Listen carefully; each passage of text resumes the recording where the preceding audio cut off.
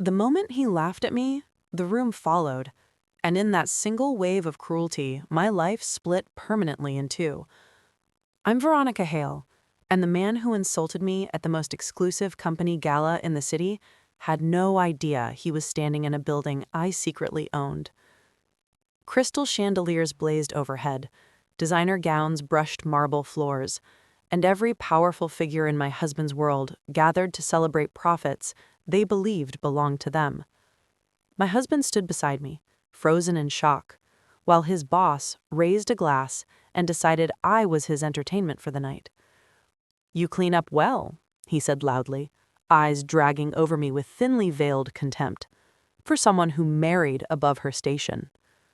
Laughter scattered across the room like broken glass.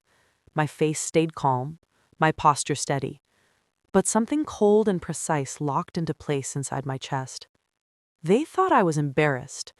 They had no idea I had just been activated. I felt every stare crawl over my skin as the laughter faded into judgment. My husband didn't speak. That silence hurt worse than the insult. For years, I'd played quiet in his world of boardrooms and bonuses, letting them believe I was background noise.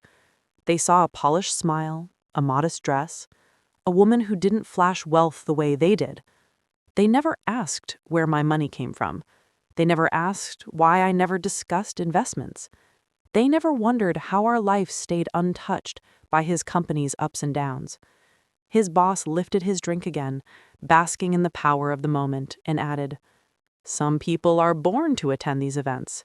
Others are just lucky enough to be invited." The room laughed again. I lifted my own glass slowly, meeting his eyes. I didn't smile this time. And somewhere deep beneath the music and conversations, the foundation of the night began to crack. What none of them understood was that this gala wasn't just a celebration. It was a test.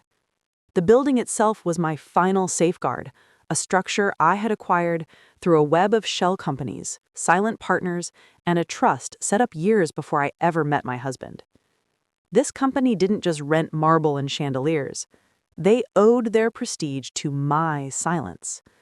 I had never planned to reveal that truth. Power is safer when invisible, but humiliation has a way of speeding up timelines.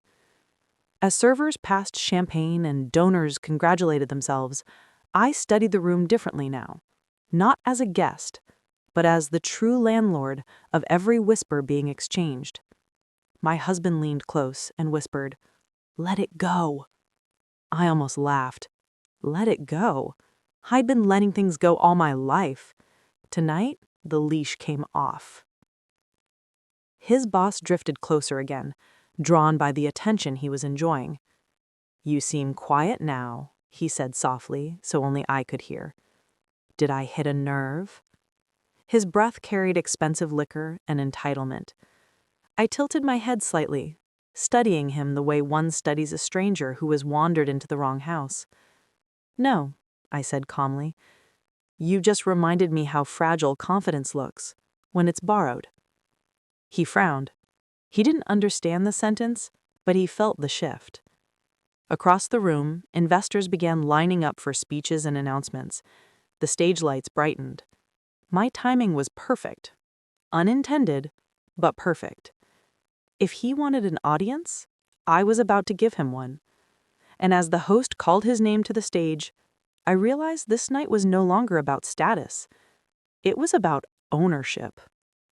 He walked toward the microphone like a man who had never been told no. Applause followed him. My husband's hand was shaking in mine now, though he wasn't sure he realized it. I leaned close and whispered, "Do you trust me?"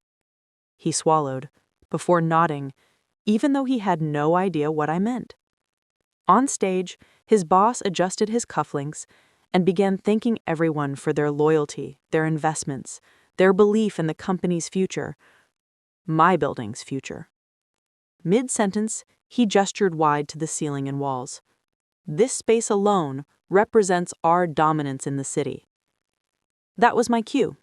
I took my first step forward as the room watched him speak about power that wasn't his, and with every step, I felt the truth rising like an oncoming storm. The applause swelled as he soaked in the attention, arms open, chest lifted with borrowed authority.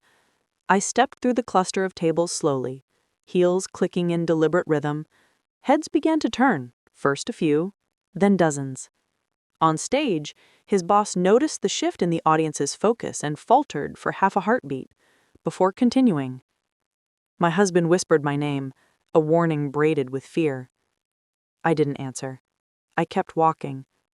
Every step felt like crossing invisible lines I'd drawn years ago but had never dared to approach. The spotlight caught my dress as I moved closer to the stage, and murmurs rippled outward. Some people recognized me as his wife. Others only saw interruption. Security hesitated, confused by my calm. On stage, his boss frowned openly now. "Sir, this is a closed address," he said into the mic, irritated. I looked straight up at him and replied, softly but clearly, "So is the deed." The room went unnaturally quiet, and he laughed, not realizing what that silence truly meant. "You have confidence," he said into the microphone with a chuckle, gesturing toward me like I was a novelty. "I'll give you that." Laughter trickled through the crowd again, uncertain this time. My husband took a step toward me but froze when I subtly lifted one finger behind my back. This was my moment, not his rescue. I angled my body toward the host's table instead of the stage. "Would you like to verify something for your speaker?" I asked calmly. The host blinked, thrown off script. I slipped a sealed folder from my clutch and placed it gently on the table beside him. A ripple of discomfort moved through the room. His boss scoffed, "Ma'am, this is not the time for theatrics." I finally smiled. "You're right," I said. "This is the time for confirmation." The host opened the folder as dozens of eyes leaned forward, papers rustled. His expression changed, and across the room I felt power tilt. The host cleared his throat slowly, glancing from the documents to me, then up to the man on stage. "Sir," he said carefully into the microphone, "according to these records, the Ravencrest Trust is the registered owner of this building." His boss blinked once, then waved a dismissive hand. Yes, the trust, our financial partners." The host hesitated. "The trust's primary beneficiary," he continued, "is Veronica Hale." The words landed like a dropped glass. Shattered silence. Every eye snapped to me. My husband's breath left him in a broken exhale. On stage, color drained from his boss's face so fast it looked unreal. "That's impossible," he snapped. She's... He stopped, unable to finish whatever story about me he'd been telling himself. I took one more step forward. "I'm exactly who I've always been," I said. "You just never bothered to look." Whiskers detonated across the room. Investors leaned toward one another, phones lifted discreetly. The illusion had cracked, and everyone could see it. His boss forced a laugh that fooled no one now. "This is some kind of misunderstanding," he said sharply. "My legal team—" I raised my hand gently. "Already notified, along with the bank and the city." The music cut, completely. Someone near the bar dropped a glass that exploded across the floor. My husband stared at me like I was a stranger. I met his eyes and finally spoke the truth I'd buried for years. "I didn't buy this building for control," I said quietly. "I bought it for protection." His boss leaned toward the mic, voice low with threat now. "You're standing on dangerous ground." I replied evenly. "So are you. Difference is, I own mine." And for the first time all night, he had nothing to say. Security shifted, not toward me, but subtly around him. The host stepped back from the microphone as if it were suddenly radioactive. Somewhere in the crowd, I heard someone say, "She owns the place." Another voice followed louder, "She owns everything." His boss's jaw clenched tight enough to tremble. "You planned this," he accused. I shook my head slowly. "You did. The moment you decided I was small." Around us, board members were already pulling each other aside, whispering urgently. The gala had turned from celebration to crisis in less than 2 minutes. My husband moved to stand beside me now, not in front of me. I felt the shift without looking. On stage, the man who had built his life on appearances realized something irreversible had changed. And as the first investor quietly slipped out the door, I understood. The public humiliation was only the beginning. The room felt smaller now, like the walls themselves were listening. Conversations broke into sharp, urgent murmurs as board members pulled out phones, stepping into corners like guilty secrets trying to escape. His boss descended from the stage slowly, the confidence in his stride replaced by something brittle and forced. He stopped a few feet from me, close enough that only I could see the fine tremor in his jaw. "You think this gives you power over me. You've embarrassed yourself." I leaned in just enough for my words to reach only him. "No," I said calmly. "I embarrassed you. There's a difference." His nostrils flared. Behind him, the company's CFO was already arguing with the legal director in hushed panic. Deals were unraveling in real time and everyone could feel it. This wasn't revenge yet.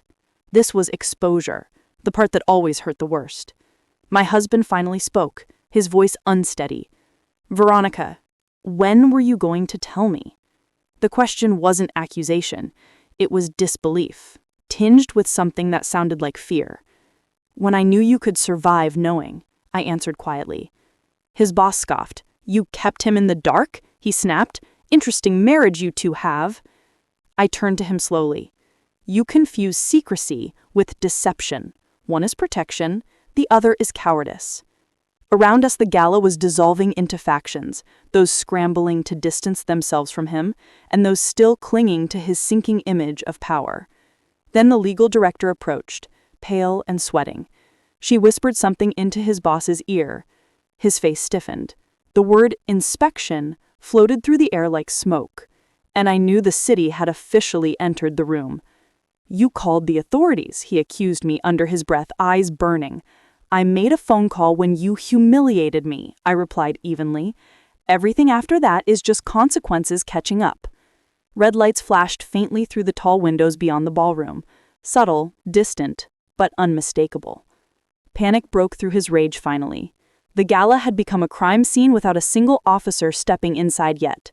My husband's hand brushed mine again, gripping this time, not with fear, but with shock and awe tangled together. Guests were leaving in waves now, heels clicking fast, voices strained with speculation. Some glanced back at me with something close to admiration. Others looked terrified. The illusion of untouchability had shattered, and everyone suddenly remembered how fragile power really was. His boss attempted one last stand, lifting his voice to regain control. "This is being blown out of proportion," he announced to the remaining crowd. "Our company is stable, this woman—" I cut him off sharply. "This woman," I said, my voice slicing through the room, "has been watching you misuse my property, intimidate employees, and falsify performance reports for over a year." The remaining guests gasped openly now. His eyes widened in raw alarm. "You can't prove that," he said hoarsely. I looked past him toward the host who was frozen near the soundboard. "Play the audit file," I said simply. The speakers hummed. A familiar voice filled the room. His, issuing illegal instructions in cold detail. No denials followed. Just the sound of a man realizing he had been recorded in his own throne room. The audio ended in suffocating silence. No clapping, no whispers, just reality settling in. His boss staggered back a step, breath shallow now, eyes darting for escape routes that no longer existed. Board members stared at him with expressions that ranged from betrayal to calculation. My husband released my hand slowly, as if I might vanish. "You did all of this alone," he said under his breath. "Not alone. Prepared." Outside, sirens grew louder, no longer distant. Guests scattered completely now, leaving behind abandoned drinks, overturned chairs, and the wreckage of a reputation. One officer entered the doorway at last, scanning the room, and as his boss locked eyes with me in raw, naked defeat, I finally felt the shift I'd been waiting for. The humiliation had turned irreversible. The first officer stepped fully into the ballroom, radio crackling softly at his shoulder as he took in the chaos. His boss straightened his jacket on instinct. clinging to habits of authority even as it drained from his face. The legal director rushed forward, voice trembling as she began explaining misunderstandings and security concerns. I met the officer's gaze calmly. "I'm the property owner," I said, "and I requested their presence." The shift was immediate. The officer nodded once, firm and respectful, while every other person in the room absorbed the sentence like a physical blow. His boss stared at me as if seeing a ghost. "You can't do this," he muttered. "You just did this to me." I tilted my head slightly. "No," I answered. "You did it to yourself. I just stopped protecting you." They separated him from the remaining board members first, the visual alone sparking a fresh wave of murmurs. One by one, questions followed about financial discrepancies, building access, private offices hidden from official inspection. I didn't speak again. I didn't need to. The truth was moving through the room faster than any accusation I could make. My husband stood beside me in stunned silence, his entire understanding of our marriage visibly cracking. When one officer finally placed a hand near his boss's arm, not even cuffs yet, just guidance, the power collapse became undeniable.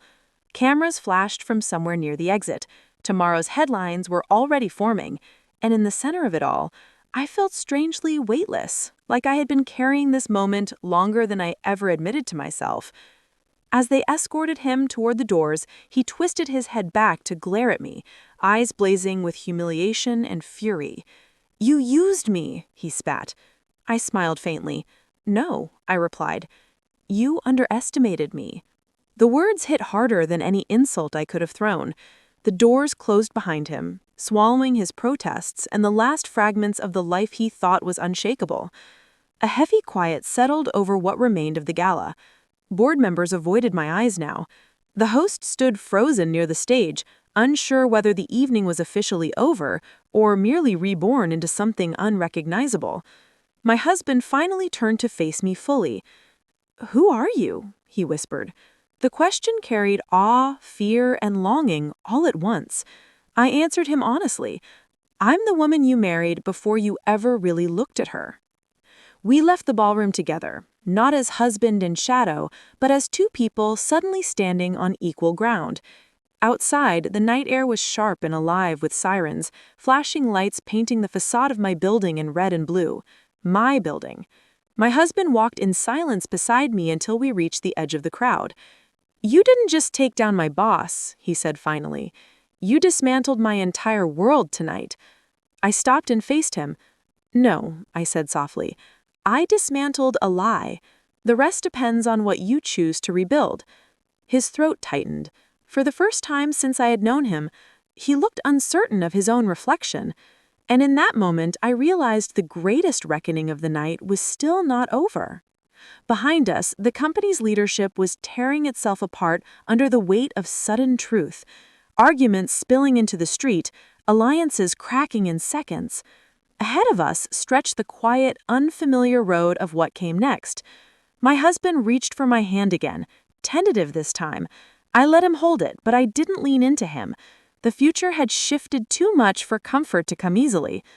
Above us, the lights of my building burned steady and unbothered, as if reminding everyone who it truly answered to now. I glanced back once more at the chaos, the flashing lights, the collapsing empire, and felt no guilt at all. Only clarity. And somewhere deep inside, I knew the final consequences were still approaching.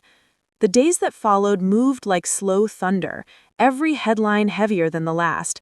Investigations broadened, subpoenas multiplied, and the company my husband had tied his identity to began to hemorrhage credibility overnight. At home, silence filled every space between us like an invisible wall. He moved carefully now, as if afraid one wrong step might trigger another hidden truth. I watched him study me when he thought I wasn't looking, measuring, recalculating, searching for the woman he thought he'd married. One night, as the city buzzed with rumors and analysis, he finally said what had been hanging between us like exposed wire. "You always had the power," he said quietly. "Why didn't you ever use it before?" I met his gaze without blinking. "Because I wanted to know who loved me without it." His answer came only in the way his eyes fell. His old colleagues weren't so subtle. Calls came in waves, some pleading, some furious, some pretending the gala had been a misunderstanding instead of an execution. I declined every single one. The board fractured publicly 3 days later when an emergency vote forced resignations at the highest levels. I watched the live stream alone in my office, the same office my husband's boss had once claimed as his command center. The irony tasted clean and sharp. When the vote passed, I felt the building exhale like it had been waiting. But power doesn't erase consequences. That night, my husband confessed what he had hidden under loyalty and fear. The threats his boss had made, the shortcuts he'd helped justify, the truth he'd buried to protect his career. Each confession struck deeper than the last. And I realized I wasn't married to an innocent man. I was married to a frightened one. "I thought I could control the damage," he whispered, voice breaking in place as he tried to hide. "I thought if I just kept my head down, it would go away." I listened without interrupting. When he finished, I let the silence stretch long enough for him to feel the weight of his own choices. "You didn't protect me," I said finally. "You protected the man who humiliated me." His face crumpled. Tears came silently, not for his boss, not for the company, but for the version of himself that had died in that ballroom. 2 weeks later, formal charges were filed with multiple executives. His former boss was denied bail. And the world began to understand what I had known for years, that corruption is loud when it's confident and desperate when it's exposed. My husband resigned the morning the second executive was arrested. He stood in the doorway of my office afterward, letter in hand, manila envelope trembling between his fingers. "I don't deserve your trust," he said. I stood slowly. "No," I agreed, "but you might still earn it." That was the hardest truth I'd given him all night. Outside, protesters gathered in front of the building demanding accountability, unaware that the accountability they wanted had been quietly seated at a mahogany desk for years. And for the first time, I stepped forward without hiding. The press finally found me the following week. Cameras lined the street. My name moved from rumor to record in a matter of hours. I answered only one question before retreating behind my doors. "Why now?" a reporter shouted. I paused long enough for every microphone to lean in. "Because power only matters when it's used responsibly," I said.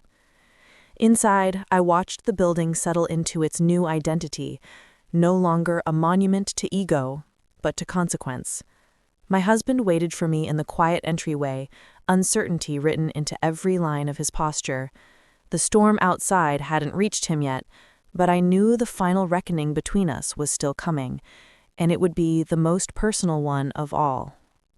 That night, after the cameras finally left and the city quieted into distant sirens and traffic hum, my husband and I sat across from each other at the dining table, like strangers negotiating old memories. The truth had stripped everything familiar away. He looked smaller without the company behind his name. "If I'd spoken out sooner," he said quietly, "none of this would have happened." I folded my hands calmly. "No," I replied, "it still would have, just to someone else." He flinched at that. The hardest part of justice is accepting that character doesn't form in moments of crisis. It reveals itself. I had protected him for so long by staying silent. Now silence would only destroy us both. And for the first time, he finally understood that love without accountability is just fear wearing a softer face. 2 days later, the official asset control hearing was held. Silent, clinical, merciless. I sat behind glass while attorneys dissected everything his former employer had ever touched. My building was the crown jewel. When the ruling finalized my ownership beyond dispute, the last illusion of their dominance evaporated. Outside the courthouse, his former colleagues avoided eye contact as if guilt were contagious. That's when the final truth surfaced, the one I hadn't even needed to expose. My husband's boss had planned to push him forward as the next executive scapegoat once the financial crimes surfaced. He had been disposable all along. My husband stood behind me as he processed that realization, his face tightening with betrayal upon betrayal. And in that moment, the depth of the manipulation finally crushed the loyalty he once defended. "He sacrificed everything for them," he whispered in disbelief. I didn't answer immediately. Truth needs space to breathe before it can be accepted. When I finally spoke, my voice was steady. "No," I said. "It still would have, just to someone else." He flinched at that. The hardest part of justice is accepting that character doesn't form in moments of crisis. It reveals itself. I had protected him for so long by staying silent. Now silence would only destroy us both. And for the first time, he finally understood that love without accountability is just fear wearing a softer face. Months passed. The company dissolved under federal administration. His former boss accepted a plea deal behind locked doors.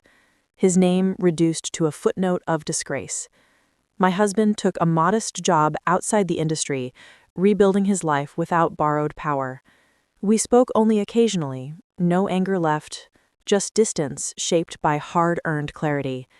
Meanwhile, I restructured the building into something new: community offices, legal advocacy centers, and nonprofits that protected people like the woman I used to be when silence felt safer than exposure. And in that transformation, I discovered something unexpected. Revenge had never truly been the reward.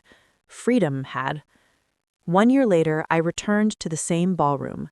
No gala, no audience, no power games. Just restoration. Sunlight poured through the windows that once reflected champagne and ego. I stood alone in the center of the floor where I'd once been laughed at, humiliated, underestimated. Now not a single voice questioned my presence. I didn't need witnesses anymore. The building knew who owned it, and for the first time in my life, so did I. Power doesn't announce itself, it waits until it's absolutely necessary. And when it finally speaks, even the loudest rooms fall silent.